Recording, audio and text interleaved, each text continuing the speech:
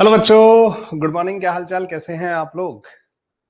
Centre of mass चल रहा है बच्चों। मैंने तुम्हें बहुत सारी छुट्टियां बीच में दे दी, जिससे कि जिन भी बच्चों का बैकलॉग वगैरह था, जो भी थोड़ा स्ट्रगल कर रहे थे, वो अपना बैकलॉग वगैरह कंप्लीट कर लें। अब और ज्यादा छुट्टी मेरे से एक्सपेक्ट मत करिएगा, क्योंकि क्योंकि यार देखो, फिर सिलेबस हमारा पिछड़ जाएगा, फिर हम कंप्लीट नहीं कर पाएंगे इसको टाइम पे ना। विनय राठौर गुड आफ्टरनून, प्रिंस जा गुड आफ्टरनून, अर्का पॉल गुड आफ्टरनून। ओके, सो आज का टॉपिक है बच्चों हमारा इम्पल्स एंड कोलिजन। ये जो टॉपिक है, ये इसका सेंटर ऑफ मास का सेकंड लास्ट टॉपिक है, और ये काफी बड़ा है। इसके बाद में एक वेरिएबल मास सिस्टम आएगा, जो कि रिलेटिवली इतना बड़ा टॉपिक तो नहीं है, मतलब ना एक दिन का लेक्चर है वो। अभी तक हमारा सब सही चल रहा है। एक दिन की छुट्टी में दे सकता था आप लोगों को, कोई बड़ी बात नहीं थी। मतलब मैंने ऑलरेडी थोड़ा सा स्पीड अप कर रखा है सिलेबस को इसमें। इस चक्कर में मैं मतलब एक छुट्टी मैंने आपको दे दी। Sir, can you please tell me the JEE main specific topic like unit and dimension?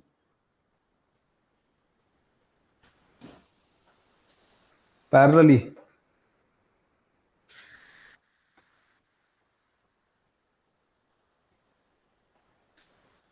नहीं, मैं देखो, पहली बात यह है कि मेरी क्लासेस जो है ना, जो जो देखो, हर बार होता क्या था कि जेई मेन को मैं पैरेलली करवाता था ना, और जेई एडवांस का भी डिस्कशन करवाता था, तो हमें रिलेटिवली ज्यादा टाइम लगता था। लेकिन अभी वो कट कर रखा है हम लोगों ने ना, उसके चक्कर में हमारी जो स्पीड है ना, वो सही चल रही है। तो सिलेबस तो आपका कंप्लीट हो जाएगा।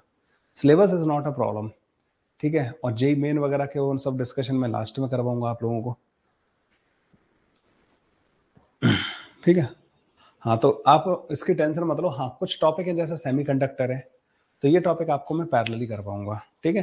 अब ये टॉपिक कैसे पैरेलली करवाऊंगा, ये टॉपिक आपके जो 12th में होंगे, तो उनके साथ साथ आप भी कर लेना इसको कंप्लीट, ठीक है। चलो भाई, स्टार्ट करते हैं इम्पल्स एंड कोलिजन। सबसे पहले बात करेंगे बच्चों इम्पल्सिव फोर्स के बारे में, ठीक है। एक पर्टिकुलर टाइप के फोर्स को बोला जाता है बच्चों इम्पल्सिव फोर्स। इम्पल्स अलग होती है और इम्पल्सिव फोर्स बच्चों अलग चीज होती है, ठीक है। Impulsive force, impulse and impulsive force क्या होता है बच्चों? इम्पल्सिव फोर्स जो होता है, a force of relatively large magnitude, a force of a relatively large magnitude, a force of relatively large magnitude acting on body for very short duration, for very short duration, causing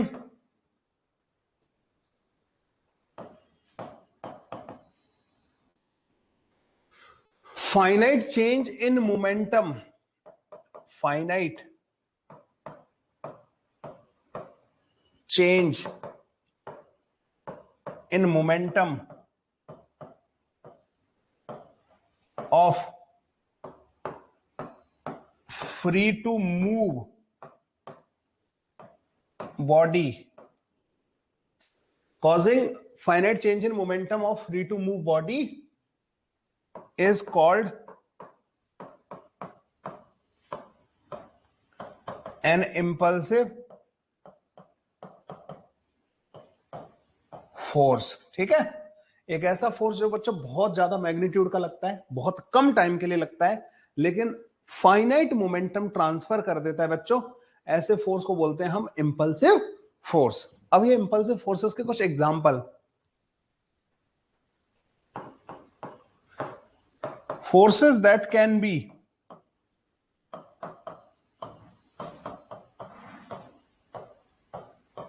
impulsive, जो most common forces है जिनको हम पढ़ते हैं। Normal reaction बच्चों ये impulsive हो सकता है। स्ट्रिंग का टेंशन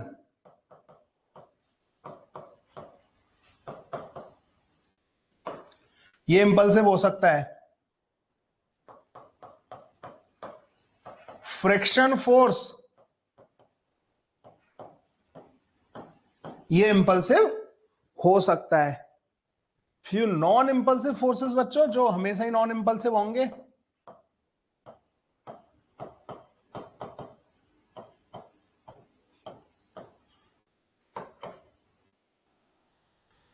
ग्रेविटेशनल फोर्स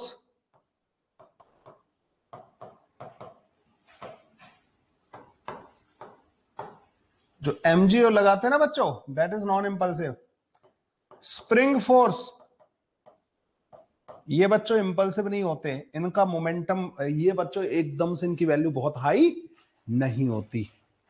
ठीक है, तो इन दोनों के बारे में ध्यान रखिएगा। Gravitational force and spring force are most commonly, मतलब जो मैंने एग्जांपल दिए ना बच्चों, forces that can be impulsive जो मोस्ट कॉमनली हम यूज करते हैं। एमजी, एमजी जो बच्चों that is a constant force, उसका मैग्नेट मतलब एमजी जो होता है ना वो एकदम से अपनी वैल्यू को बहुत ज्यादा नहीं बढ़ा सकता और एक इंपल्स इंपार्ट नहीं कर सकता। तो ऐसे फोर्सेस जो बहुत कम टाइम के लिए लगते हैं लेकिन एक फाइनाइट मोमेंटम ट्रांसफर कर देते हैं बॉडी के ऊपर बच्चों, these forces are called the impulsive forces. ठीक है, अब आपको मैं समझाऊंगा एक एक करके कि नॉर्मल रिएक्शन, फ्रिक्शन और ये टेंशन वगैरह जो है ये इंपल्सिव कैसे हो सकते हैं। लेकिन उससे पहले एक चीज समझेंगे हम, impulse by an impulsive force. ठीक है, कोई भी इंपल्सिव फोर्स जो होता है ना बच्चों वो इंपल्स लगा सकता है। Impulse, what is this impulse?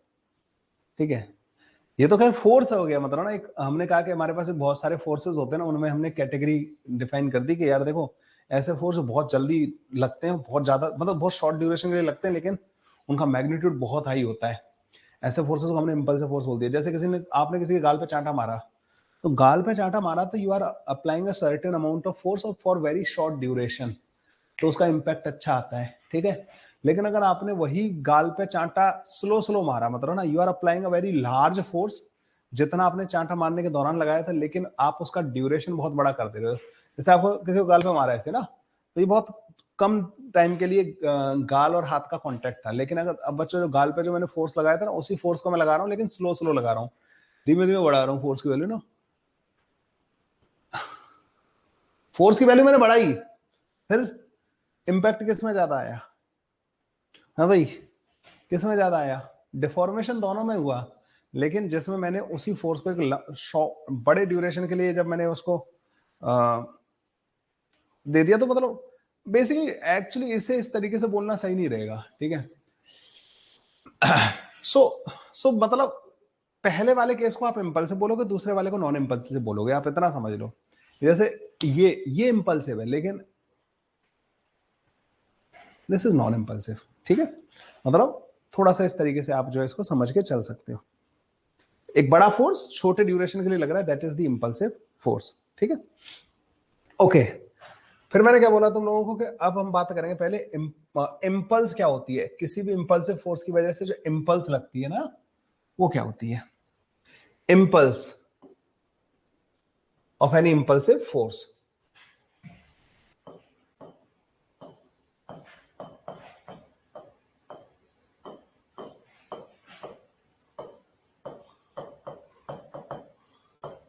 मैं बच्चों बहुत सारे बच्चों को ये क्लियर ही नहीं होता कि इंपल्सिव फोर्स और इंपल्स दो अलग अलग चीजें हैं।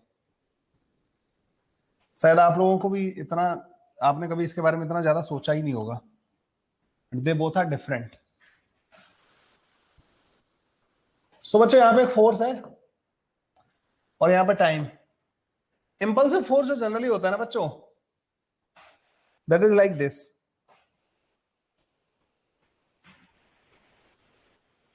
ये जो डेल्टा टी होता है ना बच्चों, ये डेल्टा टी जो टाइम इंटरवल है वेरी स्मॉल। ठीक है भाई, ये टाइम इंटरवल बहुत छोटा होता है और ये फोर्स बच्चों एकदम से बढ़ता है और एकदम से हट जाता है। जैसे गाल पे चांटा मारोगे ना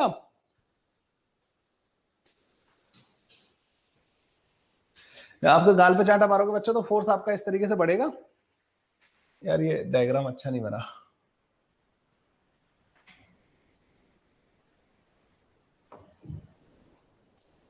ठीक है बच्चों, ये वाला। ठीक है, ये बहुत ही छोटा है बच्चों, बहुत ही छोटा डेल्टा टी। टक्कर वगैरह के दौरान जो फोर्स लगते हैं बच्चों, दे आर इंपल्सिव फोर्सेस, ठीक है। एकदम जर्क लगना मतलब झटका लगना, वो वाले जो फोर्सेस होते हैं ना बच्चों, they all are impulsive forces. Impulsive force का डेफिनेशन समझ में आ रहा है बच्चों? इंपल्सिव फोर्स क्या होते हैं, ये वाले।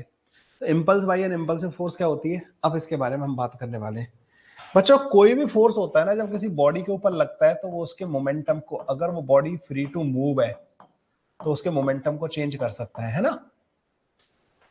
तो डीपी जो आएगा ना किसी भी बॉडी पे, जो मोमेंटम ट्रांसफर किया किसी भी फोर्स ने, वो आ जाता है बच्चों एफ डी के बराबर। ये आ जाएगा नहीं आ जाएगा बच्चों? ये जो है ना बहुत छोटा है, यहाँ पे ना टाइम इंटरवल बहुत छोटा है, लेकिन अच्छा ये क्या चीज होती है बच्चों, ये होता है एरिया अंडर। अगर आप बोलो बच्चों चेंज इन मोमेंटम जो होता है किसी भी फोर्स के द्वारा, तो change in momentum of the body, change in momentum of body by a force, ये किसके बराबर होता है बच्चों, area under force versus time curve. Force versus time का जो एरिया होता है ना बच्चों, ये जो एरिया होता है इसका, this is change in momentum, ठीक है। ये चेंज इन मोमेंटम के बराबर होता है किसी भी फोर्स का। किसी भी फोर्स का बच्चों area under force versus time curve जो होता है वो हमें चेंज इन मोमेंटम देता है, ठीक है। आप कहोगे सर इसका एरिया तो बहुत ही कम आएगा, डेल्टा टी बहुत छोटा है। अगर आप ऑलमोस्ट इसको रेक्टेंगल मान लो, वैसे रेक्टेंगल है नहीं, ट्रायंगल शेप का है, ट्रायंगल मान लेते हैं, ठीक है। मतलब वैसे तो ये ट्रायंगल भी नहीं बोलना चाहिए, लेकिन अगर आप इसको ट्रायंगल मान भी लेते हो तो इसके ये जो वैल्यू है बच्चों, मान लीजिए ये एफ मैक्स हो गया, इसका एरिया इफ वी कंसीडर, मतलब ये एक काफी क्लोज अजम्पशन है, मतलब this is not the correct value.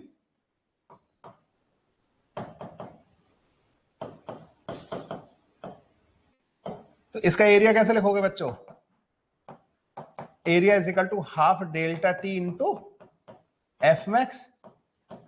अब ये एरिया क्या आएगा बच्चों, आप बहुत छोटे नंबर को इससे मल्टीप्लाई कर रहे हो तो ये ऑलमोस्ट टेंडिंग टू जीरो आएगा। लेकिन ये जो दूसरा नंबर है ना बच्चों, ये F max, this is very large number. अब डेल्टा टी को बहुत बड़े नंबर से जब मल्टीप्लाई करोगे ना तो बच्चों इसकी वैल्यू कुछ फाइनाइट आ जाएगी। हाँ, अगर ये एफ मैक्स लार्ज नहीं होता, अगर एफ मैक्स लार्ज नहीं होता तो बच्चों इसकी वैल्यू टेंडिंग टू जीरो आ जाती। जैसे मान लो एक फोर्स आपने 1 मिली सेकेंड के लिए लगाया और वो फोर्स कितना था बच्चों, 10 न्यूटन के बराबर, तो उसकी वैल्यू कितनी आ जाती बच्चों, 1 मिली सेकेंड इंटू 10 डिवाइडेड बाई 2, कितनी आ जाती, 5 मिली न्यूटन के बराबर। मतलब एक्चुअली उसकी वैल्यू मिली न्यूटन में नहीं आती, फोर्स इंटू टाइम कर दिया ना आपने, तो इसकी यूनिट हो जाएगी न्यूटन सेकेंड, ठीक है। मोमेंटम की यूनिट आ जाती है इसकी, तो 5 मिली न्यूटन सेकेंड के बराबर मोमेंटम में चेंज करेगा, ठीक है। अब अगर बॉडी मान लो 1 किलोग्राम की है, 1 किलोग्राम की बॉडी पे जो वेलोसिटी में जो चेंज आएगा ना बच्चों, वो करीब करीब मिली मीटर पर सेकंड के ऑर्डर का होगा। तो अगर एक बॉडी 10 मीटर पर सेकंड से चल रही थी, उस पर आपने इतना मोमेंटम इम्पार्ट कर दिया, तो उसकी वेलोसिटी में नेग्लिजिबल चेंज होगा, पता भी नहीं चलेगा कि इस फोर्स ने कुछ किया। लेकिन अगर वहीं, अब ये थोड़ा मैं समझाता हूँ बच्चों ना, फॉर एग्जाम्पल, ठीक है, एक एग्जाम्पल लेके चलते हैं। सो एक बॉडी है बच्चों, उस पर हमने 10 न्यूटन का फोर्स लगाया और that body was moving with 10 metre per second और इसका मास था बच्चों 1 केजी के बराबर। हमने जो फोर्स लगाया ना बच्चों, delta T is equal to 1 millisecond है, ठीक है। एक एग्जांपल से हम इसको समझने की कोशिश करते हैं कि कितना इंपैक्ट ये लाएगा। हमने 1 मिली सेकेंड के लिए 10 न्यूटन का फोर्स लगा के और हट गए हम, जो है ना, तो इसकी वजह से जो डेल्टा पी आएगा ना बच्चों, करीब करीब डेल्टा पी जो करीब करीब आएगा, मतलब ना दिस इज इंपल्सिव फोर्स, हम ये वाला अजम्पशन लेके चल रहे हैं, ठीक है। या मान लो चलो ये तुमने 10 न्यूटन का फोर्स पूरा टाइम कांस्टेंट लगाया, तो 10 मिली न्यूटन सेकंड के बराबर बच्चों हमारे पास मोमेंटम में चेंज आ जाएगा। अगर आप एम वी फाइनल माइनस का M V initial is equal to इसके बराबर कर दोगे ना, 10⁻⁻² के बराबर, तो एम 1 किलोग्राम है, वी फाइनल बच्चों माइनस का 10 इज इक्वल टू 0.01, तो वी फाइनल जो होगा ना बच्चों वो 10.01 मीटर पर सेकेंड हो जाएगा।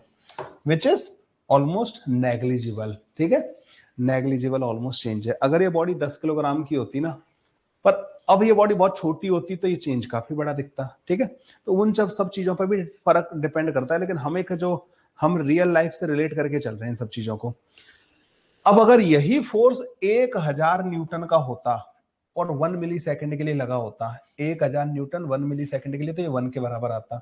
यहाँ पे तुम 1 लिखते तो ये 11 मीटर पर सेकंड हो जाती। 1000 न्यूटन का फोर्स एकदम से तुमने लगाया 1 मिली सेकेंड में, उसकी स्पीड को 10 से 11 कर दिया उसने, तुरंत स्पीड को 10 से 11 कर दिया। ये फाइनाइट चेंज इन मोमेंटम कहलाएगा।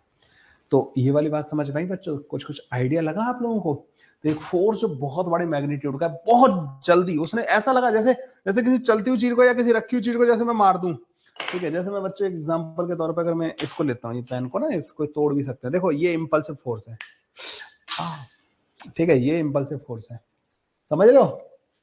तो ऐसे फोर्स होते हैं ना बच्चों, इंपल्सिव होते हैं। अब इंपल्स, उसका एक्शन रिएक्शन पेयर तो आना ही था। रिएक्शन पेयर मेरी उंगली पे लगा, तो उंगली पर चोट लगने की वजह से, आप लोग समझ रहे होगे, उसका रिएक्शन आया, ठीक है भाई। तो ये मेरे ख्याल से आप लोगों को इंपल्स अच्छे से समझ में आ गया होगा। इंपल्स समझ में आया बच्चों? तो इंपल्स जो है ना बच्चों, इस तरीके से एक्ट करता है और ये कहानी बनती है इसकी ना। इंपल्सिव फोर्सेस बच्चों जनरली इस तरीके के दिखते हैं, ठीक है, जनरली, मतलब ना ये सब ऐसा नहीं है कि कोई फोर्स इंपल्सिव फोर्स जो है मतलब ऐसा मतलब कांस्टेंट मैग्नीट्यूड का भी लग सकता है एक छोटे टाइम के लिए। तो ये हो गया बच्चों, हमारे पास इंपल्स के बारे में बात हो गई, ठीक है। अब आते हैं ये, तो ये जो डेल्टा पी आता है ना बच्चों इंपल्सिव फोर्स का, डेल्टा पी जो integration of F D T आता है बच्चों ना। अब ये फोर्स बहुत बड़ा है, डेल्टा टी बहुत छोटा है, तो इसका इंटीग्रेशन बच्चों कुछ फाइनाइट आ जाएगा। ये जो मोमेंटम है ना बच्चों, इसी को बोलते हैं हम इंपल्स। तो मोमेंटम में जो चेंज आया है ना बच्चों, इसको बोलते हैं हम इंपल्स। जो तुमने मोमेंटम ट्रांसफर किया है ना दूसरी बॉडी पे, इंपल्स का यूनिट बच्चों मोमेंटम का यूनिट होता है, इसको हम इंपल्स बोलते हैं, जो तुमने मोमेंटम दिया है, ठीक है। ऐसा unit of impulse is Newton second. Impulse form action and reaction pair.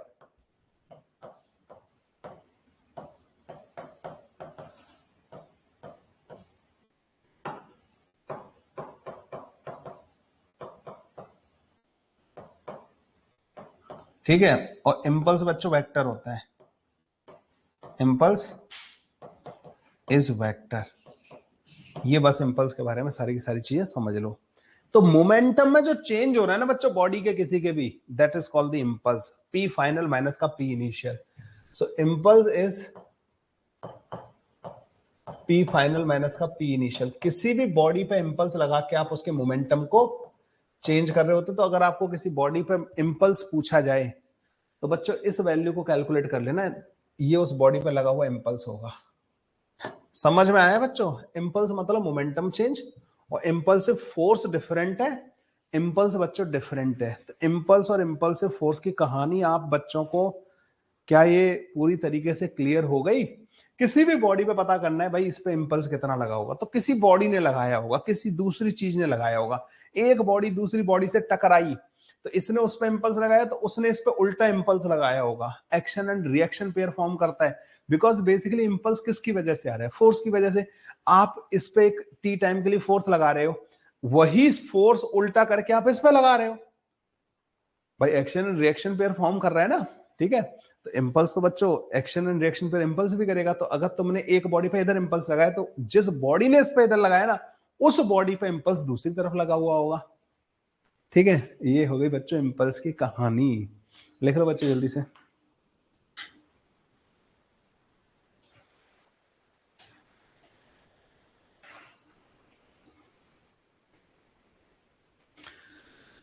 अब कुछ इंपल्सिव फोर्सेस होते हैं बच्चों, लेट्स टॉक अबाउट देम, ठीक है। इंपल्सिव फोर्सेस होते हैं जिनके बारे में थोड़ा सा हम बात कर लेते हैं पहले ना, कि जैसे नॉर्मल कब इंपल्सिव होगा, ठीक है। नॉर्मल कब इंपल्सिव होगा? क्या हमेशा नॉर्मल इंपल्सिव होगा? देखो भाई, सर्टेन सिचुएशन में नॉर्मल जो है ना इंपल्सिव फोर्स की तरह एक्ट कर सकता है, इंपल्स लगा सकता है, ठीक है। जैसे एक दो एग्जांपल, टक्कर के दौरान नॉर्मल जो इंपल्सिव होगा, ठीक है। तो पहले मैं तुम्हें नॉर्मल के कुछ एग्जांपल दिखा देता हूं जब नॉर्मल इंपल्सिव की तरह एक्ट करता है। Normal as an impulsive force.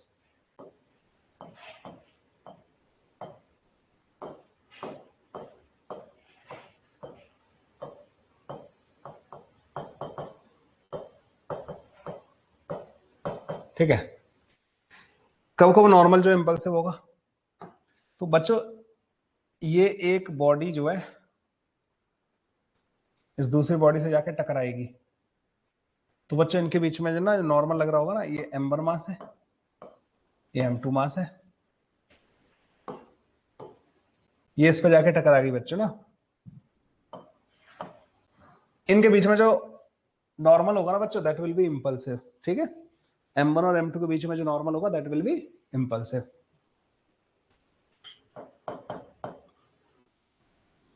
और देखो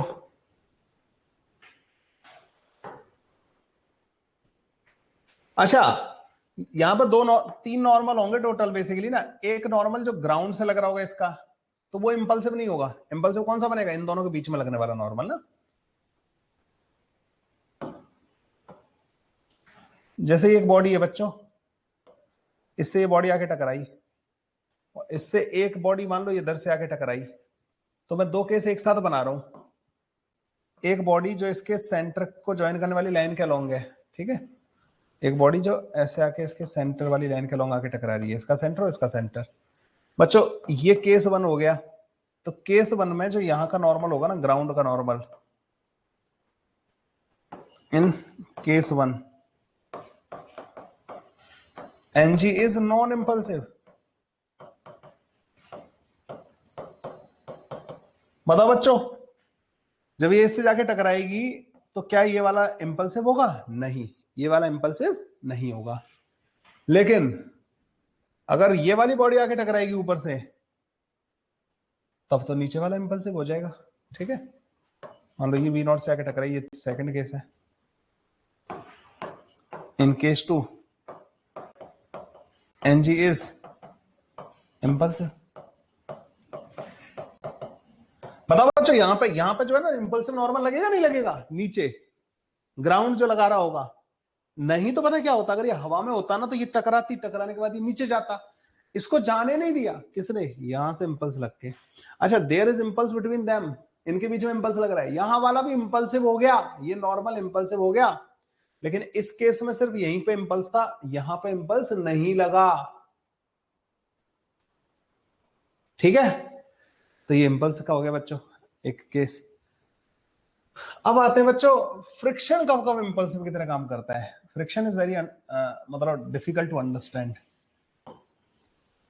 तो friction as an impulsive force,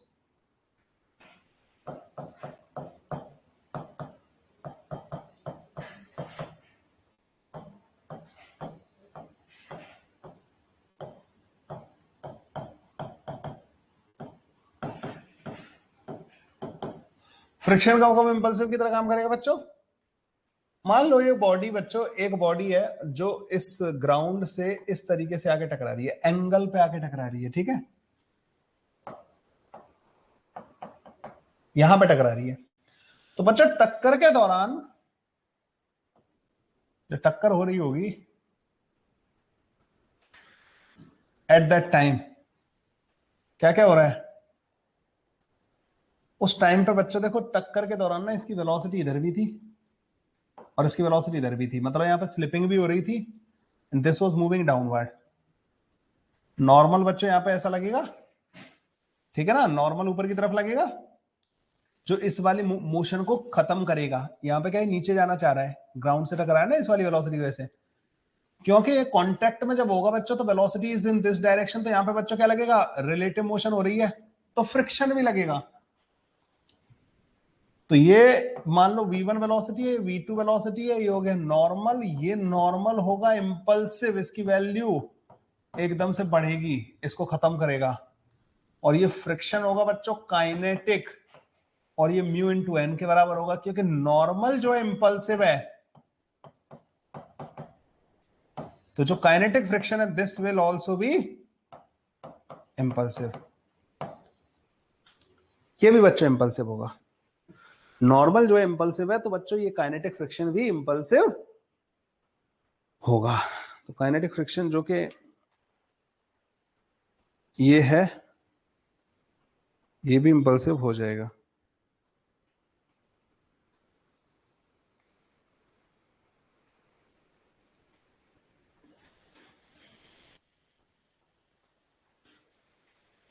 done बच्चों, ये वाली बात समझ में आई? तो फ्रिक्शन कब इंपल्सिव होता है? जब स्लिपिंग हो रही हो और उस जगह का नॉर्मल, उस कांटेक्ट पॉइंट का नॉर्मल जो है इंपल्सिव हो। तो इस टाइप के केसेस में बच्चों फ्रिक्शन जो है इंपल्सिव हो जाता है। ठीक है, ओके। और टेंशन तो बच्चों बहुत इजी है समझना ना, रस्सी का टेंशन जो होता है ना, वो तो इंपल्सिव समझना, उसको तो बहुत ही आसान है। तो थर्ड केस है बच्चों, tension as an impulsive force. इसके दो केस बनाता हूं बच्चों।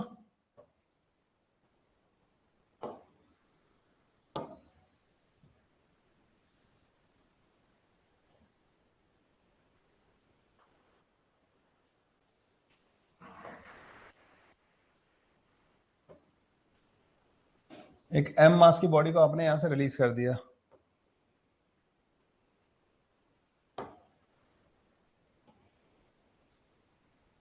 ठीक है। इसको बच्चों यहां से रिलीज कर दिया, तो जैसे ही रस्सी टाइट होगी तुरंत इसकी वेलोसिटी को खत्म कर देगी।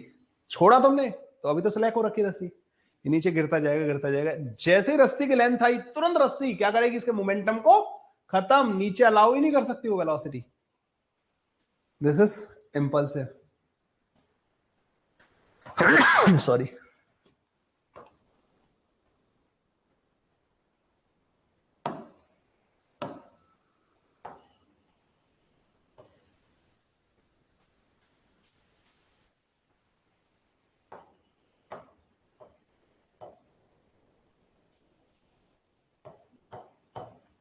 हाँ भाई, क्या होगा? पहले ये चल रहा है अकेला और ये रुका हुआ है। एक टाइम ऐसा आएगा जैसे ही रस्सी टाइट होगी ना, तुरंत पता है क्या होगा? एकदम जर्क लगेगा। किस पे? इस पे और इस पे। ये चलना चालू कर देगा। रस्सी देखो, रस्सी की लेंथ बढ़ नहीं सकती, तो क्या होना है? फिर ये दोनों साथ साथ चलने लगेंगे, उसकी वेलोसिटी एकदम से फाइनाइट चेंज हो जाएगा और इसकी तो रुका हुआ चलना चालू कर देगा। तो किसकी वजह से हुआ बच्चों? रस्सी ने इंपल्स लगाए, टेंशन ने उस पर इंपल्स लगाया, इस पर भी लगाया, एक को स्लो किया।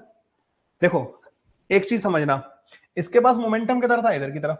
तो रस्सी में जैसी टेंशन आएगा तो किधर की तरफ आएगा? पीछे की तरफ। तो इस पर इंपल्स पीछे की तरफ लगा तो इसकी स्पीड घट जाएगी। इस पे इंपल्स इधर की तरफ लगा, इसके पास इधर की तरफ मोमेंटम आ जाएगा। तो इंपल्स जो है ना, चेंज इन मोमेंटम के बराबर होता है। सो अगर आपने किसी बॉडी के ऊपर इंपल्स उसके मोमेंटम की डायरेक्शन में लगाया तो बॉडी का वेलोसिटी बढ़ जाएगा, और अगर आपने उसके अपोजिट लगाया, मोमेंटम के अपोजिट लगाया, तो बच्चों मोमेंटम कम हो जाएगा। क्या ये बात आपको समझ में आ रही है?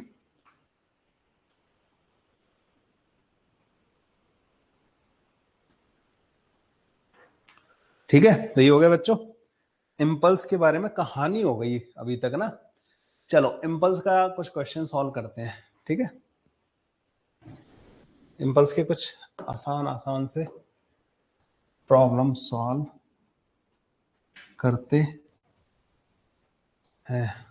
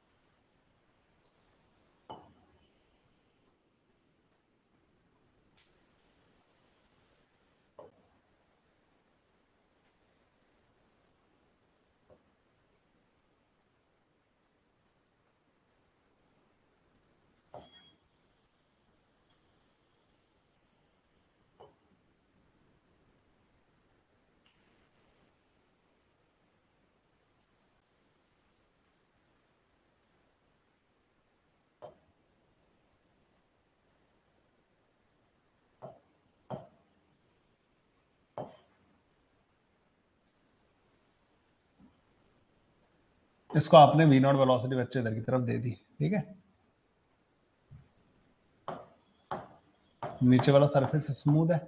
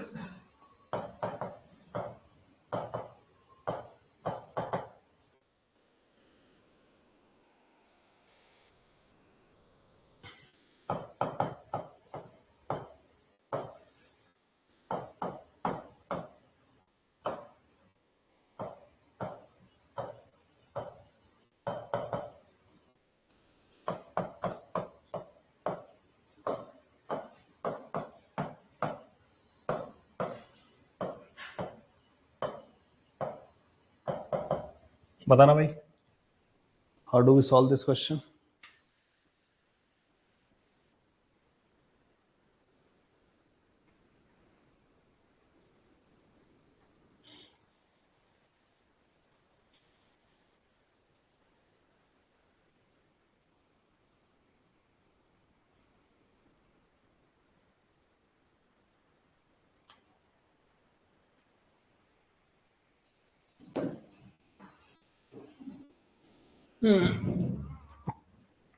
ज्यादा तुम इसको सॉल्व करो, मैं तुम्हारे लिए एक बेहतरीन सा प्रॉब्लम बनाता हूं।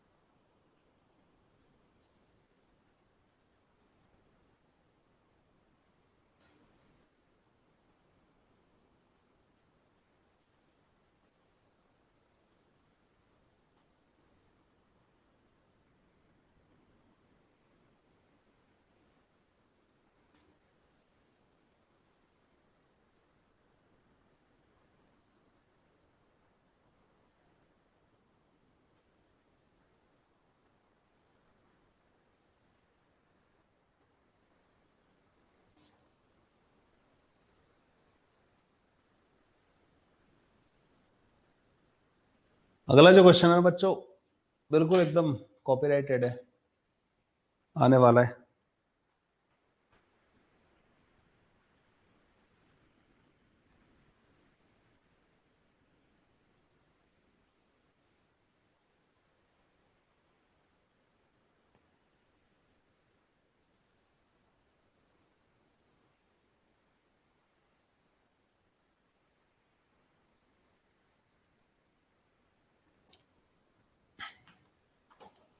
करें भाई, इसको डिस्कस करें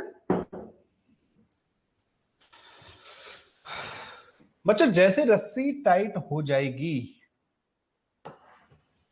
what will happen, they both will be moving with the same velocity. क्यों, क्या कारण है बच्चों इनके पीछे साथ मूव करने के लिए? भाई रस्सी से बंधे हुए हैं, रस्सी की लेंथ नहीं बढ़ सकती। ये भी बच्चों एक सेम वेलोसिटी से चल रहा होगा, ये भी चल रहा होगा, है ना।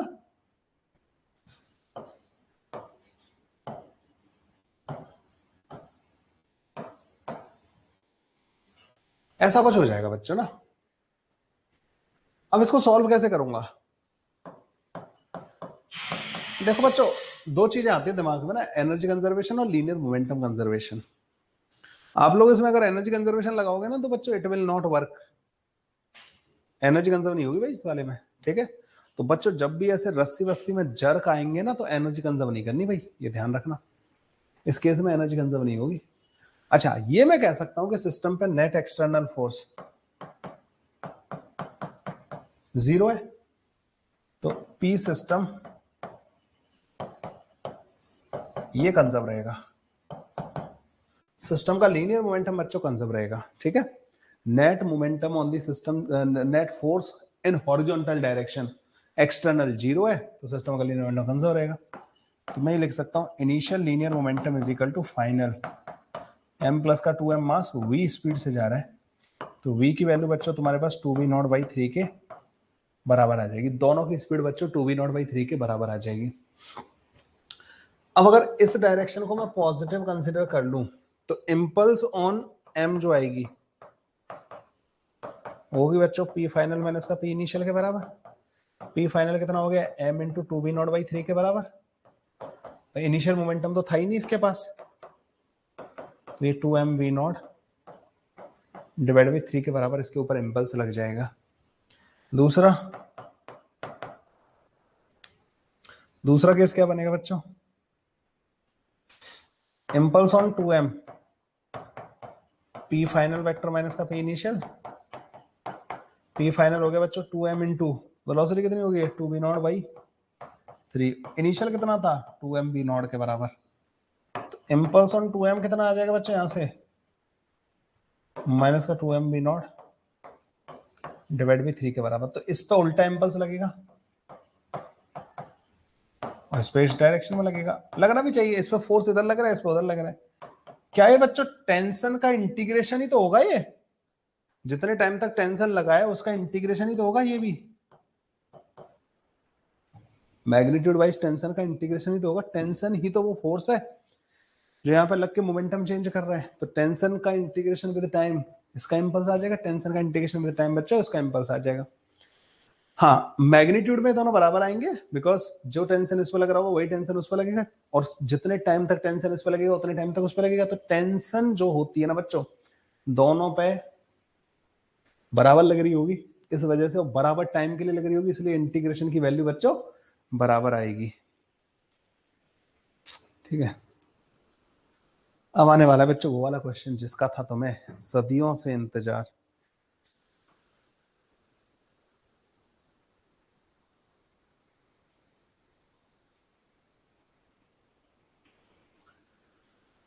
चलो भाई, ये एक कहते ना शक्ति प्रदर्शन है वो ना, ये क्वेश्चन जो है शक्ति प्रदर्शन मतलब ज्ञान का प्रदर्शन एट एक्सट्रीम लेवल, जहां बच्चे रो दें उस लेवल पे ले जाके सर ने अपने ज्ञान का प्रदर्शन किया। आखिर क्या थी हमारी गलती जो ऐसा हमारे साथ किया गया।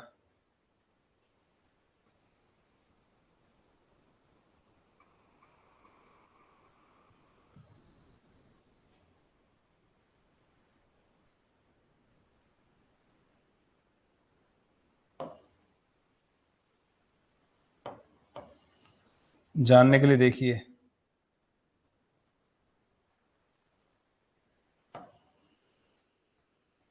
प्रभजीत की 6th क्लास ऑफ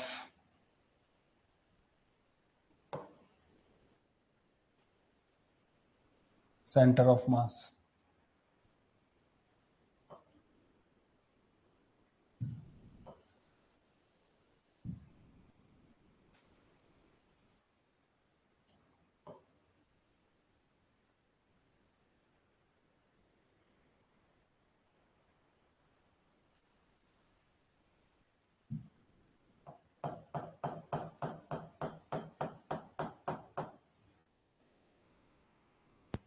बच्चों इसका मास है 3m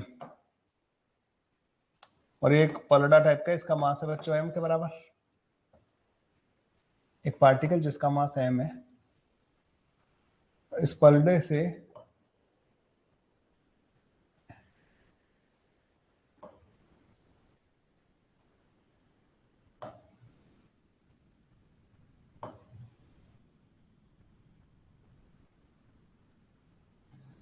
एच नॉट हाइट में, उसको रिलीज कर दिया।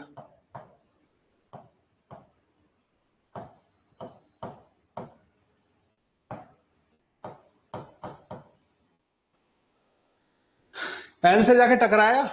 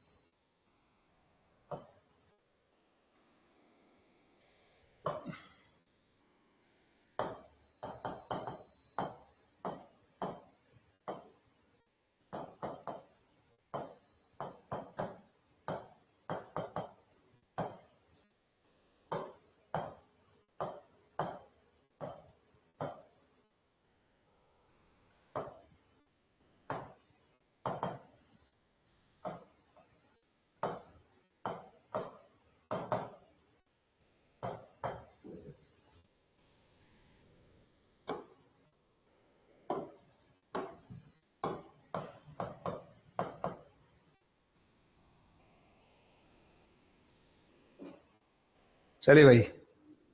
So this is the question, situation clear है?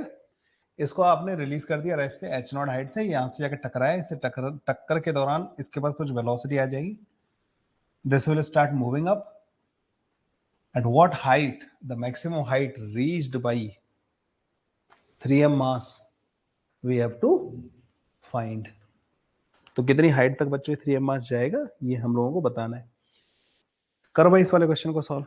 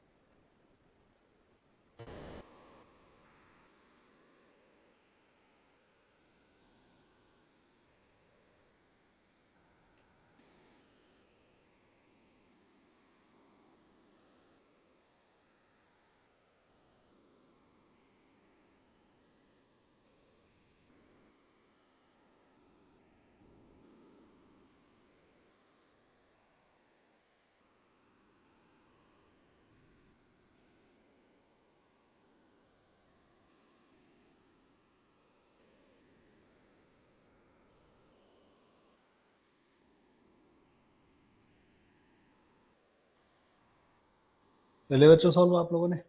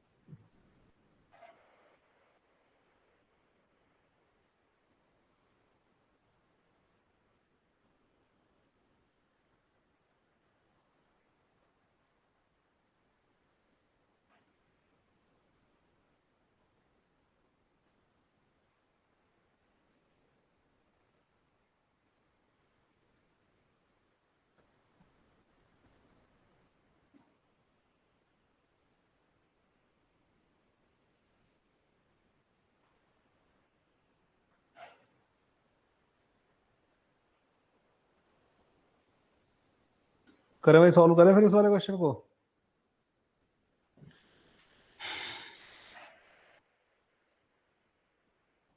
इसमें बच्चों बहुत सारे कॉन्सेप्ट यूज हो गए। सेंटर ऑफ मास का तो हो ही गया। इसमें न्यूटन्स लॉज ऑफ मोशन भी अच्छा खासा यूज होता है।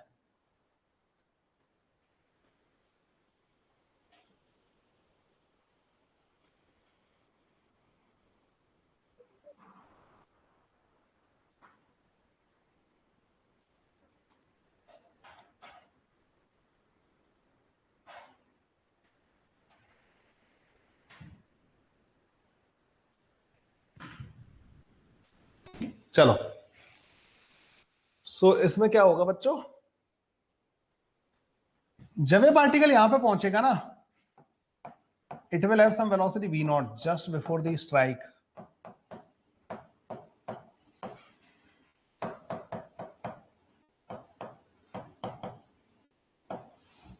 ठीक है, v नॉट।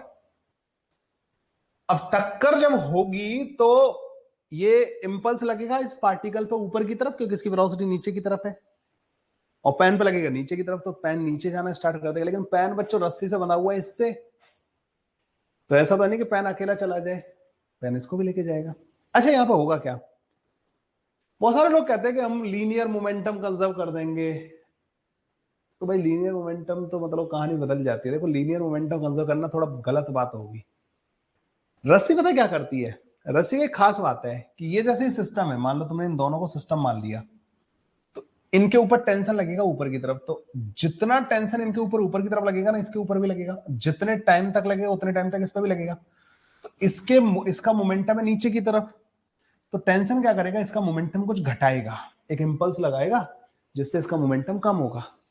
उतना ही इंपल्स इस पे लगेगा, क्योंकि फोर्स और टाइम का जो ग्राफ आएगा ना वो सेम आएगा इसके लिए, लेकिन इस पे इंपल्स ऊपर की तरफ लगेगा, इसके ऊपर उतना ही मोमेंटम ऊपर की तरफ आ जाएगा। तो एक तरीके से ये हुआ कि जितना मोमेंटम इनका कम हुआ उतना मोमेंटम इसको मिल गया। तो इसे बोल देते हैं कि रस्सी की लेंथ के अलोंग हम मोमेंटम कंजर्व कर रहे हैं। अदरवाइज बच्चों मोमेंटम तो देखो, इनका नीचे की तरफ है, इनका ऊपर की तरफ है, तो अगर तुम मोमेंटम को वेक्टोरियल लिखोगे ना, वो गलत इक्वेशन आ जाएगी। तो पर इसकी इतनी टेंशन लेने की तुम्हें जरूरत नहीं है, ठीक है। तो आप ये कहोगे कि जस्ट आफ्टर द कोलिजन इसके पास v वेलोसिटी होगी और इनके पास भी v वेलोसिटी होगी, ठीक है। इनके पास भी वेलोसिटी होगी, इनके पास भी वेलोसिटी होगी। इसके ऊपर एक इंपल्स लगा होगा बाय द टेंशन। इसको मैंने पूरे को मान लिया सिस्टम, ठीक है। इसको मैंने पूरे को सिस्टम मान लिया। वही टेंशन का इंपल्स इसके ऊपर लगा होगा, आई बाय द टेंशन, ठीक है। इसके ऊपर की तरफ लगा होगा, उसका मैं इंपल्स लिख रहा हूं बच्चों ना, इंपल्स बाय द टेंशन। मैं नीचे वाली डायरेक्शन को पॉजिटिव मान रहा हूं उसके लिए, ठीक है। तो टेंशन का इंपल्स ऊपर की तरफ है, तो मैं उसको लिखूंगा माइनस का आई टी, ऊपर की तरफ है ना, is equal to final momentum हो गया 2m इंटू वी के बराबर। इनिशियल मोमेंटम था एम वी नॉट के बराबर ऑन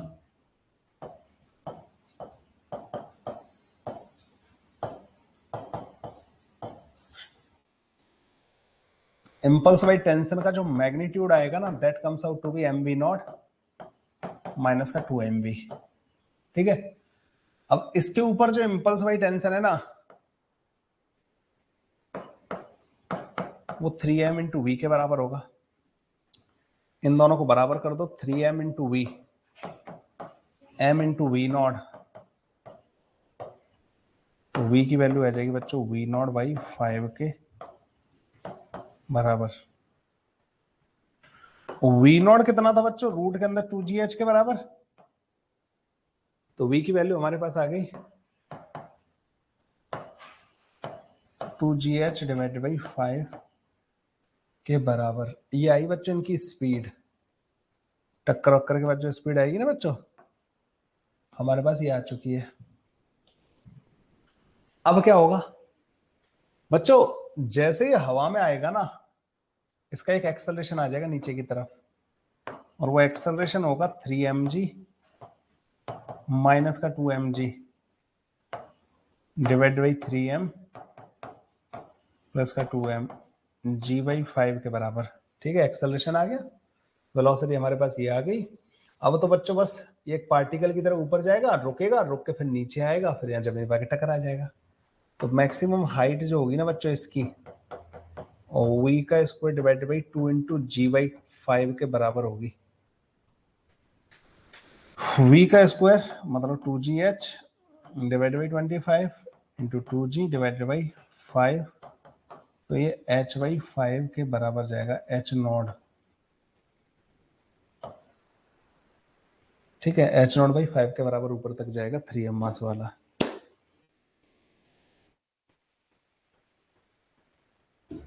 कौन सी वाली चीज नहीं समझ में आई बताओ मेरे को। देखो ये IT जो है ना बच्चों, ये मैग्नीट्यूड है। मुझे इतना तो पता है कि इसमें इंपल्स ऊपर की तरफ लगेगा, तो इतने मैग्नीट्यूड का लगा, और इस पे ऊपर की तरफ लगेगा तो इस पे भी, क्योंकि टेंसर भाई इस पे ऊपर लगेगा ना, टेंसर इस पे भी ऊपर लगेगा, तो इस पे इंपल्स ऊपर लगेगा, इस पे भी ऊपर लगेगा। मैंने कहा ठीक है, ऊपर की तरफ इंपल्स मान लिया। अब इस सिस्टम के लिए लिख रहा हूं, तो देखो ये पार्टिकल भी मैंने इसी सिस्टम का पार्ट मान लिया है। तो पार्टिकल और पेन के पास इनिशियल मोमेंटम कितना था, mv नॉट नीचे की तरफ। ठीक है, मैंने नीचे की तरफ पॉजिटिव माना है, तो IT नेगेटिव का लिखना पड़ेगा, नहीं लिखना पड़ेगा भाई। हम कैसे लिखते हैं, impulse is equal to final momentum minus का इनिशियल मोमेंटम, लेकिन इंपल्स एक वेक्टर होता है which is in upward direction, और इस वाले सिस्टम के लिए मैं लिख रहा हूँ नीचे। या तुम अगर इस वाली लाइन को नहीं लिखना चाहते हो ना, तुम कह रहे हो कि मैं तो सर ऊपर की तरफ ही पॉजिटिव मान रहा हूँ, ऊपर की तरफ पॉजिटिव मानो, तो IT पॉजिटिव का यहाँ पे। ठीक है, ओके। इन फाइनल मोमेंटम, तो फाइनल मोमेंटम तो नीचे की तरफ है ना, m और 2m, m और m का 2m का 2m इंटू v नीचे की तरफ है ना, तो उसको माइनस के साथ लिखोगे, तो माइनस का 2mv minus initial momentum. Initial momentum नीचे की तरफ है mv नॉट, तो उसको भी माइनस के साथ लिखोगे, और एक माइनस बाहर आ रहा था इसलिए mv नॉट। तुम अगर ऊपर की तरफ ही पॉजिटिव मानना चाहते हो फिर भी ये वाली इक्वेशन आएगी। इसके लिए IT की वैल्यू क्या होगी बच्चों, IT की वैल्यू 3mv के बराबर होगी। कई बार लोग पता है क्या करते हैं, वो कहते हैं कि देखो सुनो, मतलब इसका एक और आसान तरीका बताता हूँ। लोग ये कहते हैं कि देखो ये सब फालतू की बातें छोड़ो, तुम तो ऐसे कंसीडर करो कि 3m हो गया, ये वो पैन हो गया, और ये जो पार्टिकल है ना v नॉट से आ रहा है, इससे टकरा रहा है, m मास हो गया, ये 3m मास हो गया। बाद में ये तीनों साथ साथ जा रहे होंगे, ये भी v से जा रहा होगा, ये भी v से जा रहा होगा, along the string linear momentum conserve कर दो, तो आप लिखोगे mv naught is equal to 3m plus का 2m into v, and you get the same relation. ठीक है, ये दूसरा तरीका है बच्चों इसको करने का। पर उसका मतलब क्या है, वो चीज आई कैसे, हम मोमेंटम कैसे लिख पा रहे हैं, जबकि इसकी तो इसका मोमेंटम ऊपर है, इसका नीचे है, लेकिन फिर भी हम देखो यहाँ पे लिख रहे हैं 3mv प्लस का 2mv, क्योंकि इसका मोमेंटम ऊपर है और इसका नीचे आ रहा है। कोई कंफ्यूज ना हो इसलिए मैंने उस चीज को समझाया कि रस्सी क्या करती है, रस्सी जो है इंपल्स की डायरेक्शन चेंज कर देती है। ठीक है, फिर भी आप उसको उसी तरीके से डील कर सकते हो। ये आता है बच्चा हमारे पास इस तरीके से रिलेशन।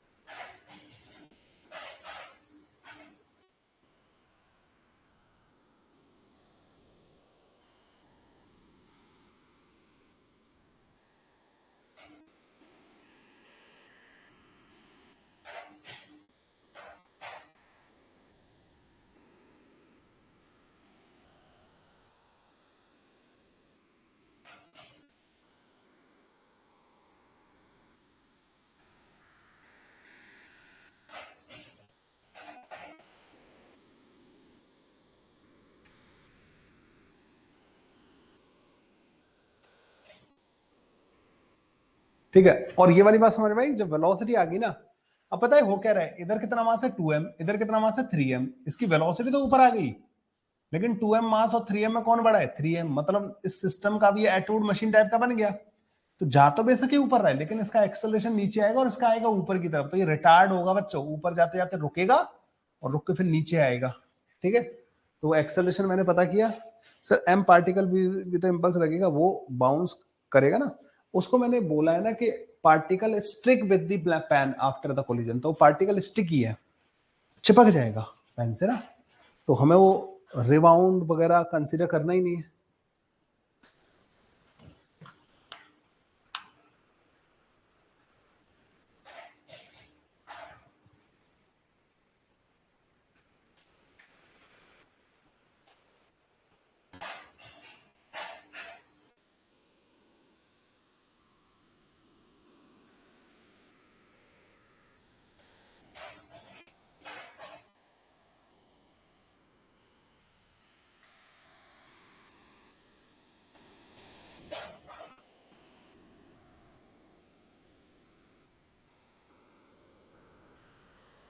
एक मिनट ना, एक और क्वेश्चन सोचना था मेरे को ना।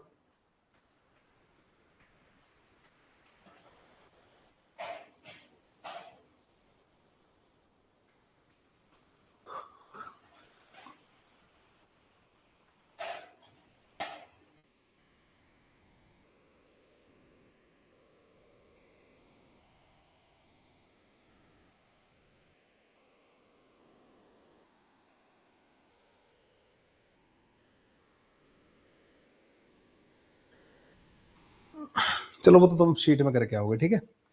चलो ये वाला पार्ट बच्चों हमारा इम्पल्स वाला हो गया, मतलब ना इम्पल्स को और इतना ज्यादा टाइम देने की अपन को जरूरत नहीं है। कोलिजन को बच्चों अपन जो कम से कम स्टार्ट कर देते हैं, ठीक है, टॉपिक तो स्टार्ट कर देते हैं क्योंकि इसकी डेफिनेशन पार्ट बहुत है इसमें ना। कोलिजन पे आ जाते हैं बच्चों।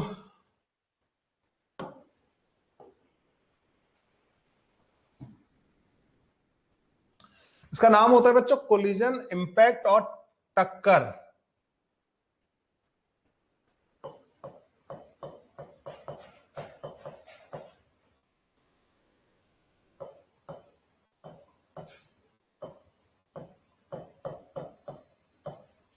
टक्कर, ठीक है, नाम सुना है, कोलिजन, इंपैक्ट और टक्कर। An event in which impulsive forces act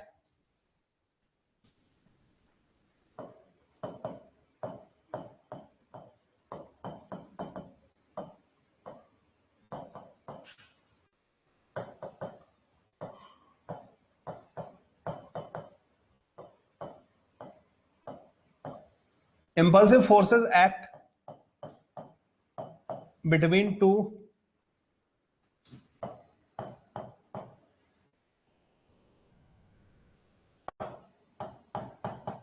colliding bodies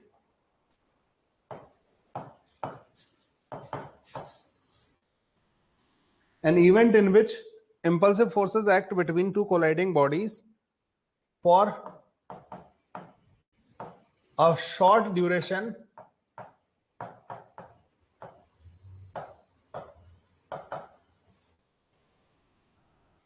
which result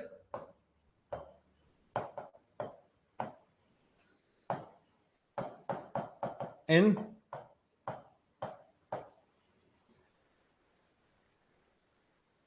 change of their momentum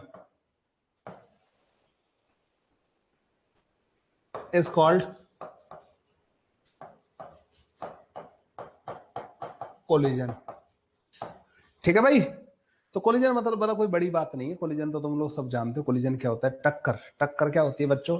बहुत ही कम इंटरवल में बहुत बड़े बड़े फोर्सेस लगे दो बॉडीज के बीच में और उनका मोमेंटम फाइनाइट चेंज हो जाए, ऐसे इवेंट को बच्चों हम बोलते हैं टक्कर। And those bodies should be free to move, तभी मोमेंटम चेंज के बारे में हम बात करेंगे, ठीक है। तो टक्कर में बच्चों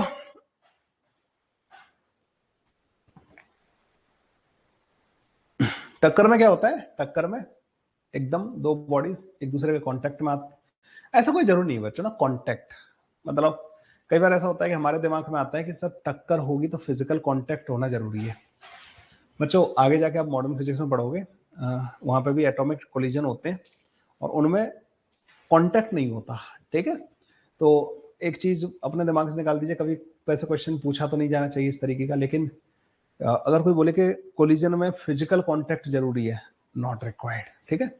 आगे जाके हम पढ़ेंगे एटॉमिक स्ट्रक्चर वगैरह वाले पार्ट में, एटॉमिक कोलिजन नो कांटेक्ट, तो कांटेक्ट वाली बात तो नहीं। लेकिन हाँ, अगर हम मोर ओवर ज्यादा से ज्यादा केसेस के बारे में बात करें जो हम अपनी रियल लाइफ में देखते हैं, इन दोज केसेस आपने अगर देखा हो किसी कार की किसी दूसरी कार से टक्कर हुई तो क्या होता है, जैसे ये दोनों एक दूसरे के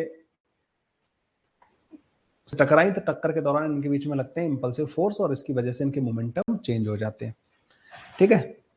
तो बेसिकली एक ऐसा इवेंट जिसमें इंपल्सिव फोर्सेस लगते हैं बॉडीज पे और उनके मोमेंटम में चेंज आ जाता है, that event is called the collision।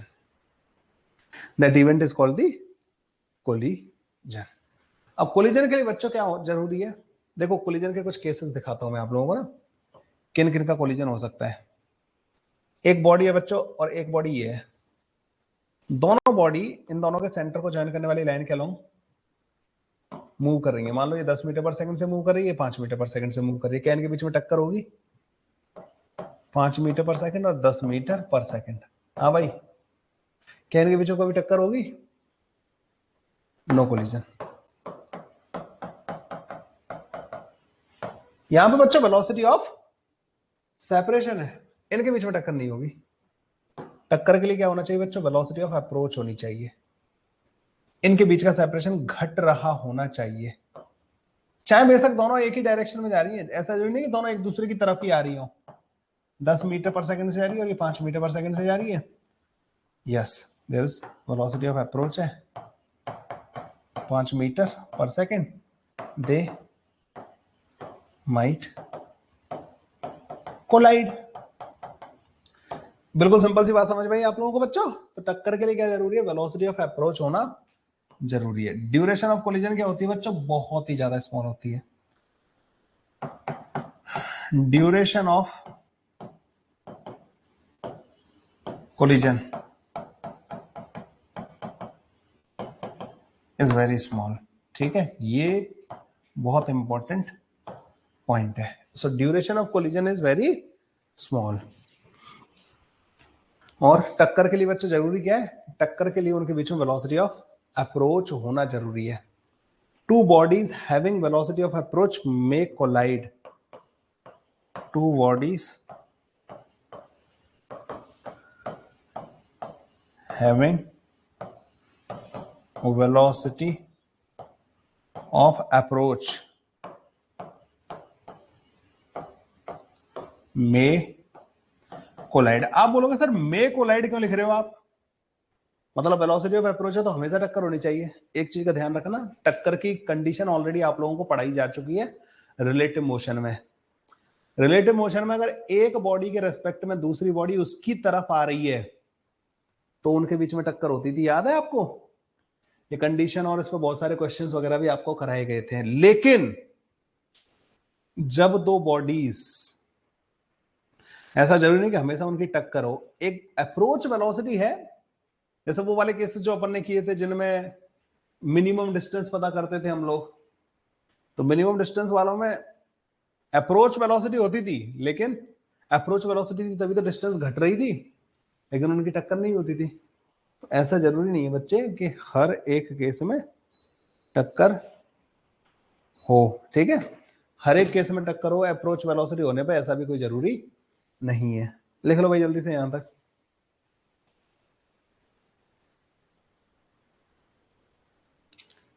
कुछ टाइप्स ऑफ कोलिजन वगैरह पहले तो हम पढ़ा देते हैं, ठीक है।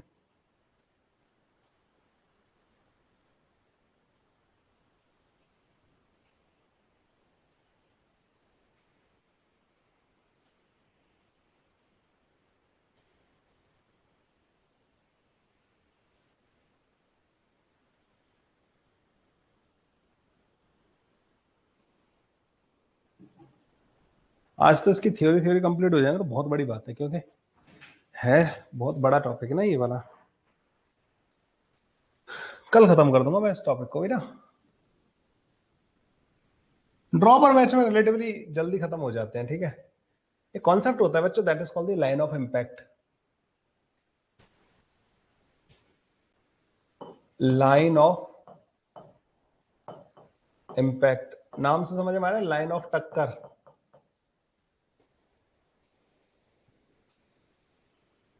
लाइन ऑफ इम्पैक्ट क्या होता है बच्चों? Line of impact, line passing through the common normal of this to the surface in contact। line passing through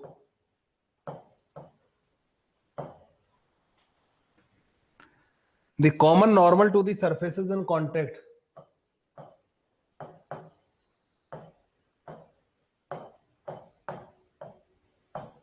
line passing through the common normal to the surfaces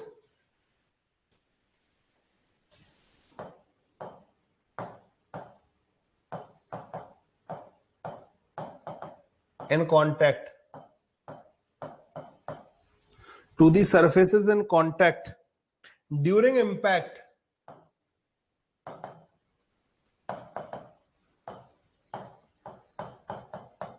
is called line of impact. अच्छा बच्चों, common normal इसी के along लगेगा नहीं लगेगा? Normal जो है इसी के अलोंग लगेगा. तो line passing through the common normal to the surface in contact during impact is called the line of impact. अब नॉर्मल इसके अलोंग लगेगा, नॉर्मल ही मोमेंटम को चेंज कर रहा होगा. तो मोमेंटम का चेंज बॉडीज का किस लाइन के अलोंग होगा? इस वाली लाइन के along. Momentum change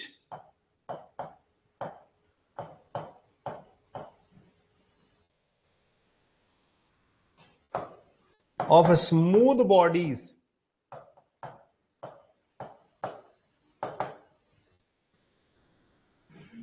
during collision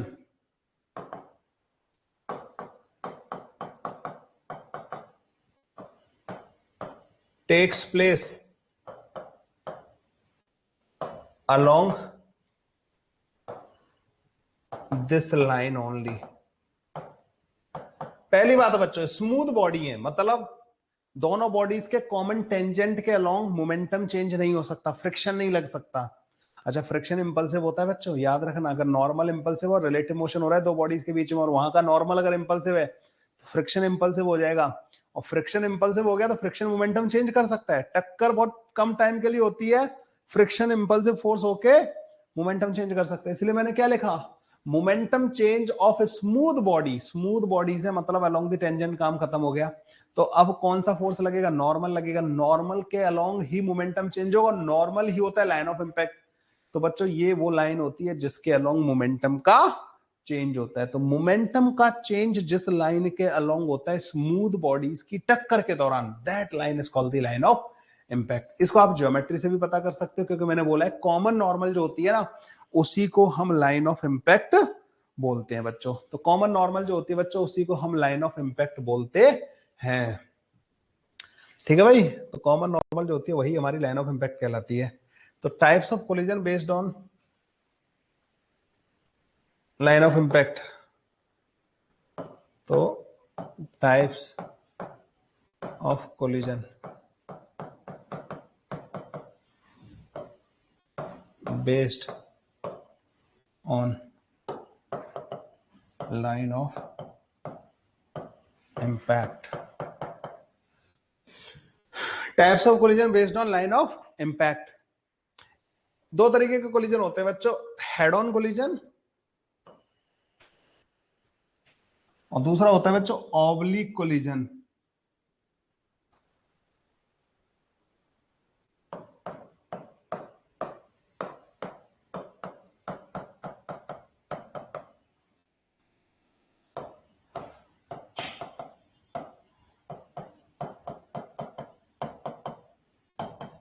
head on collision और oblique collision. Head on collision क्या होता है? वेलोसिटीज ऑफ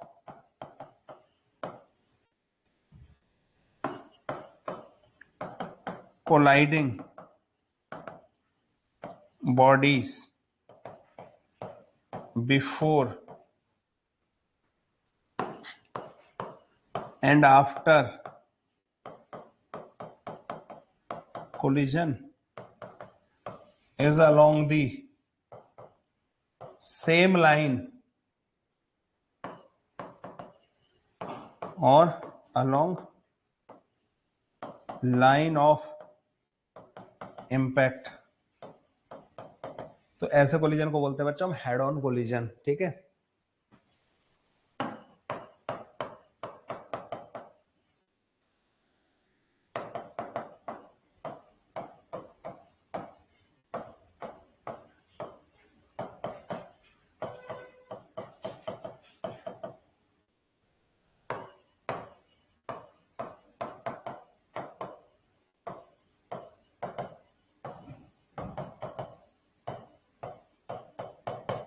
ठीक है. और जिनकी वेलोसिटीज बच्चों बिफोर एंड आफ्टर कोलिजन एक लाइन में नहीं होती, उनको बोलते हैं बच्चों हम ऑब्लिक कोलिजन। सो बच्चों मान लो एक बॉडी है, ये आके इस वाली बॉडी से टकराने जा रही है, ठीक है।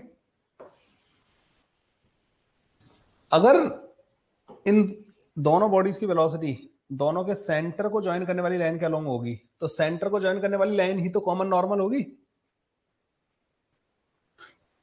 मतलब लाइन ऑफ इंपैक्ट के अलोंग है मान लो वेलोसिटी ना, वी नॉट और वी वेलोसिटी से आएंगे, तो इन पे इंपल्स लगेगा, इंपल्स भी क्या करेगा बच्चों, वेलोसिटी को इधर ही चेंज करेगा। तो ये कोलिजन जो होता है ना बच्चों, ये हेड ऑन कोलिजन होता है। और हेड ऑन कोलिजन का एग्जांपल क्या है, कोई बॉडी आपने जमीन पे गिराई सीधे ऊपर से, इसकी जो टक्कर होगी ना बच्चों हेड ऑन होगी, ठीक है, आपने ऐसे गिराई, this collision is also head on collision. So अगर इसकी वेलोसिटी इस लाइन के अलोंग है, this collision is also head on collision. Head on collision और हेड ऑन कोलिजन के बच्चे दोनों केसेस बनेंगे। ऑब्लिक कोलिजन कैसा होगा बच्चों, मान लो एक बॉडी ऐसे एक बॉडी ऐसे है, दोनों को ज्वाइन करने वाली लाइन बच्चों ये है, लेकिन these bodies are moving in this direction, तो इंपल्स किधर लगेगा, इंपल्स तो नॉर्मल के लोग लगेगा, तो मोमेंटम में चेंज इधर आएगा। लेकिन क्या ये बाद में बच्चों एक ही लाइन में चल रही होंगी, जिस लाइन में आ रही है उसी लाइन में चलेंगी क्या, नहीं। This kind of collision is called the oblique collision, या फिर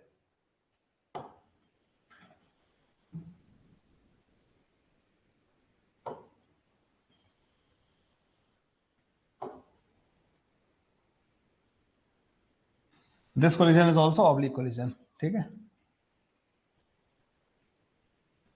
ठीक है बच्चों, तो टक्कर के बाद वो बॉडी अलग ही लाइन में जाएगी।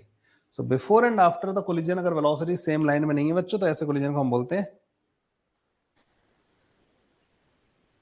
ऑब्लिक कोलिजन, ठीक है। ऐसे कोलिजन को हम ऑब्लिक कोलिजन बोलते हैं। Head on and oblique collision बच्चों, क्या आपको ये पूरा समझ में आया। एक टर्म होती है बच्चों which is called the coefficient of restitution, ठीक है।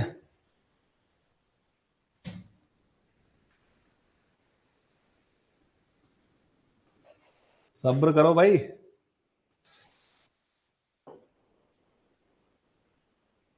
पूरा खत्म नहीं कर रहा हूं, लेकिन डेफिनेशन डेफिनेशन पार्ट तो पढ़ा दो कम से कम तुम लोगों को। कोफिशिएंट ऑफ रेस्टिट्यूशन क्या होता है,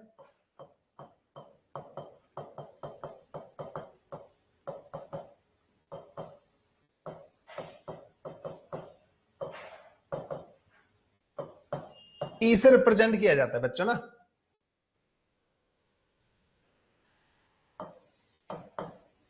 ये ई जो होता है ना बच्चों, ये होता है impulse of reformation divide by impulse of deformation.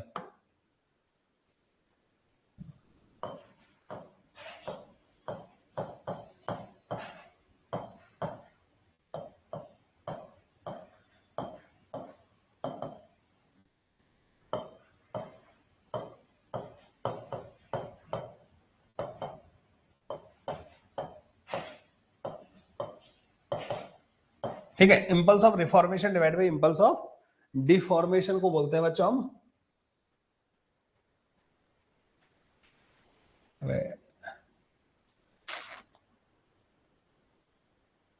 छोड़ो, कोफिशिएंट ऑफ रेस्टिट्यूशन। बच्चों जब भी टक्कर होती है ना,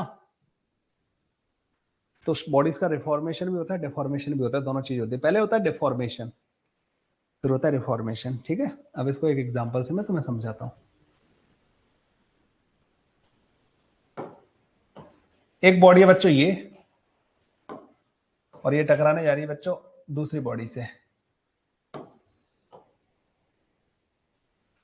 दे both are moving towards each other,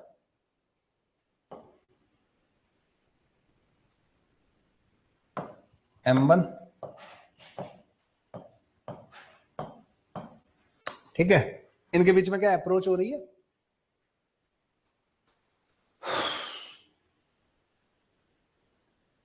बच्चों इनके बीच में जब तक इनकी वेलोसिटी बराबर नहीं हो जाएगी ना दोनों की, तब तक। अच्छा इससे नहीं समझाता मैं ना तुम्हें,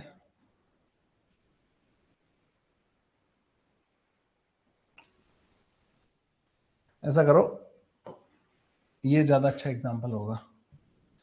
V2 M1 M2 and V2 is smaller than V1, ठीक है, तभी तो बच्चों इनकी टक्कर हो पाएगी। तो ये बॉडी बच्चों जाके इसने पीछे से टक्कर मारी, ठीक है, तो इसने इस पर नॉर्मल लगाया, इसकी स्पीड बढ़ेगी और इसकी घटेगी, पहले इसकी ज्यादा थी इसकी कम थी। एक ऐसा टाइम आएगा बच्चों कि जब दोनों की स्पीड क्या हो जाएगी, बराबर। एक ऐसा टाइम आएगा बच्चों जब दोनों की स्पीड क्या हो जाएगी, बराबर। जिस टाइम पे दोनों की स्पीड बच्चों बराबर हो जाएगी ना, उस टाइम तक इनके बीच में हो रहा है डिफॉर्मेशन।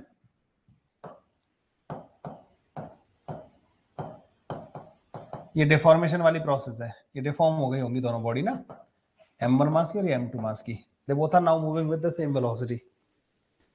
तो जब तक पीछे वाली बॉडी की वेलोसिटी ज्यादा होगी तब तक बच्चों वो उसमें दूसरी वाली में घुसती जाएगी, तो इनका हो रहा है डिफॉर्मेशन।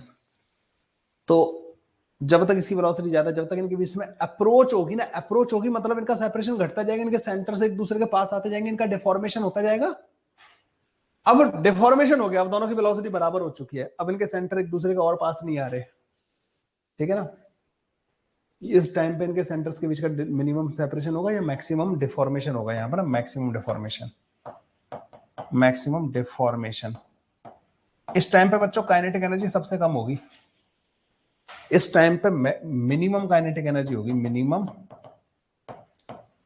Kinetic energy. ऐसा नहीं कि जीरो हो जाएगी काइनेटिक एनर्जी, मोमेंटम कंजर्वेशन की वजह से यहाँ पे कुछ काइनेटिक एनर्जी आएगी, लेकिन डिफॉर्मेशन, जो डिफॉर्मेशन मतलब एनर्जी खाएगा, ठीक है। दोनों बॉडीज, अगर तुम मान लो इनके बीच में स्प्रिंग लगी होती इन दोनों के बीच में, तो तुम्हें समझ में आ रहा है कि ये जब उसको कंप्रेस करती जाती ना, तो जब मैक्सिमम कंप्रेस हो जाती ना स्प्रिंग, तो इन दोनों की जब वेलोसिटी आ जाती, तो स्प्रिंग के अंदर मैक्सिमम पोटेंशियल एनर्जी स्टोर हो रखी होती है उस टाइम पे।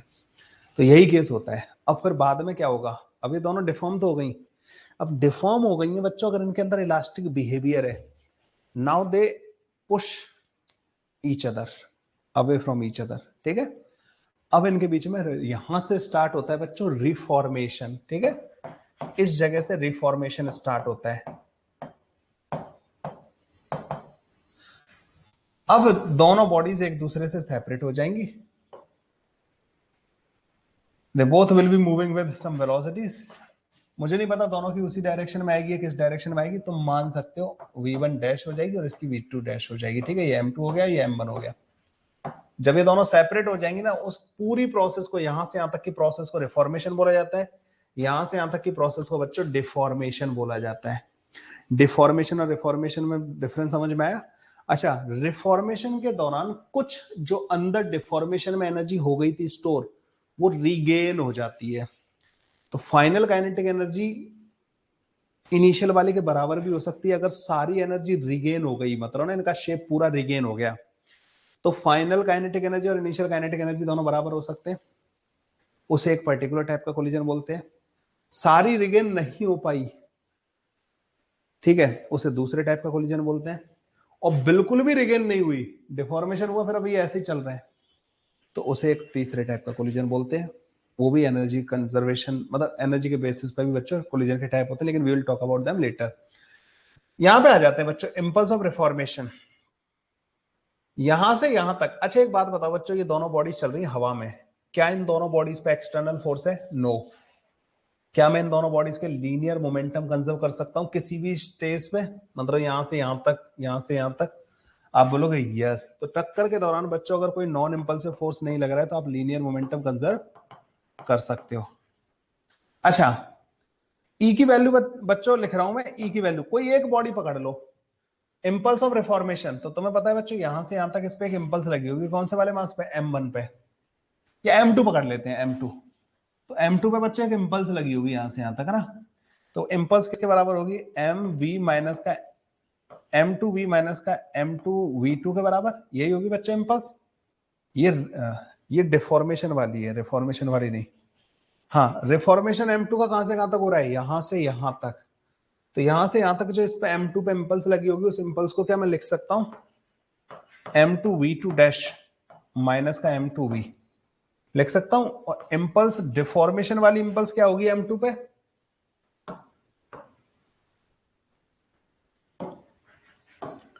M2 का डिफॉर्मेशन कहां से कहां तक हो रहा है?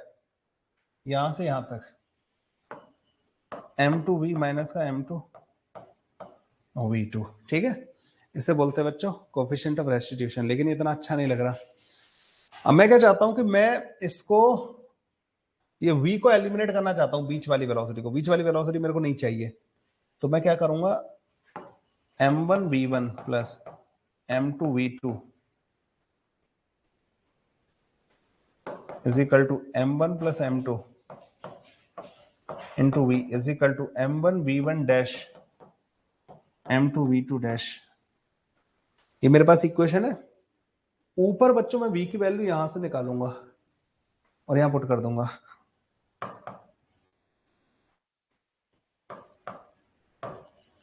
m2v2 डैश माइनस का m2v m1v1 dash plus m2v2 dash m1 plus का m2।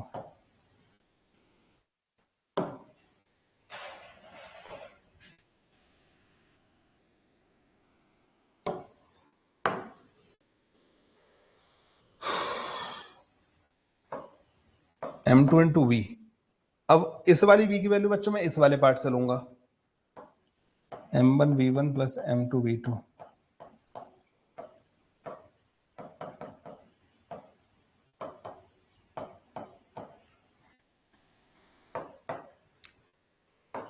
m1 m2 v2 dash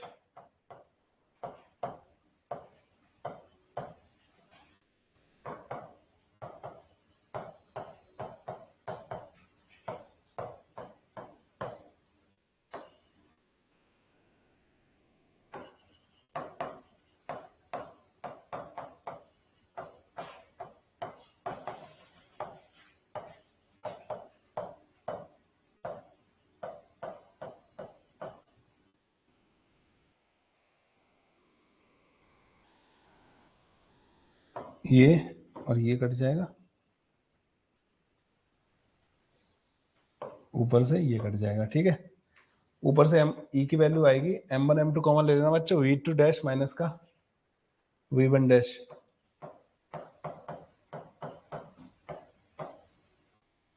और नीचे से आएगा v1 माइनस का v2। v2 डैश माइनस का v1 डैश क्या है बच्चों, टक्कर के बाद ये ज्यादा होगी ये कम होगी, क्योंकि तभी तो ये आगे जाएगा।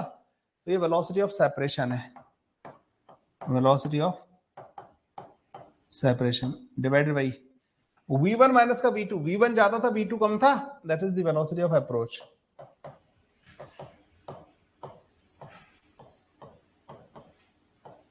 लो जी, ये होता है बच्चों एक और फॉर्मूला कोएफिशिएंट ऑफ रेस्टिट्यूशन का, velocity of separation divided by velocity of approach, velocity of separation divided by velocity of approach.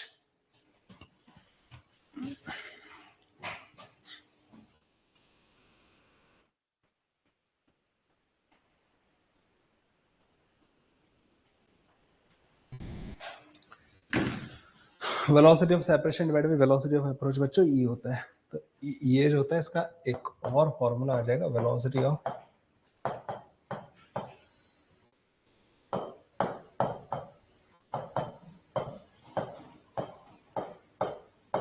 Approach.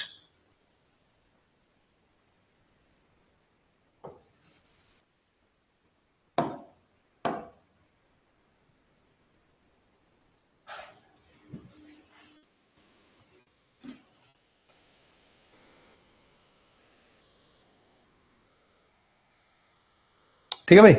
खैर आज स्टार्ट कर दिया है, कल मैं इसके टाइप पढ़ा के head on collision oblique collision दोनों खत्म कर दूंगा, ठीक है। फिर उसके बाद मैं तुम्हें होमवर्क दूंगा, फिर डिस्कशन के एक आध दो सेशन रखेंगे, फिर एक वेलो 3 सेशन और लगेंगे अभी ना हमें खत्म करने में। इसमें कल वाला सेशन, परसों और उसके बाद एक और, ठीक है। तो इसको हम 3 सेशन में खत्म कर देंगे, ट्यूसडे थर्सडे फ्राइडे, फ्राइडे तक खत्म हो जाएगा। सैटरडे बच्चों we are going to start next topic rotational motion, ठीक है। 3 और 1 4 कहाँ से नहीं, फ्राइडे को स्टार्ट कर देंगे, ठीक है। बाय।